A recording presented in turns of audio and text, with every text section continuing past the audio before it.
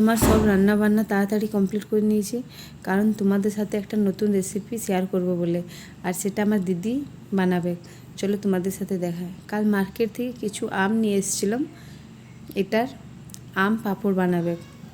আর এটা আমি জানি না বানাতে, আমিও শিখছি প্রথমবার দিদির কাছে। ও বানাই ঘরে, তো কিছুদিন আমাদের এখানে এসেছে তো বললো কিছু বানা যাক, ওই জন্য আম পাঁপড় বানাচ্ছে। আর এটা একদম ইজিভাবে হয়ে যাবে, সেরকম কোনো ঝামেলা নেই। একটু এটার মধ্যে চিনি, একটু নুন, একটু গোলকি গুঁড়া আর একটু চাট মশলা, একটু কাগজির রস, এগুলো দিয়ে 10-15 মিনিট নাড়াচাড়া করতে হবে।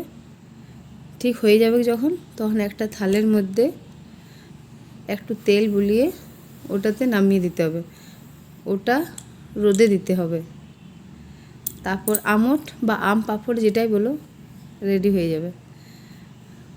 দেখি এটা খেতে কেমন লাগে, কারণ আমি ফার্স্টবার ঘরে তৈরি করে খাবো, আমি কোনো দিন খাই না। আমার দিদি বানায় তো ওরা ঘরে খায়।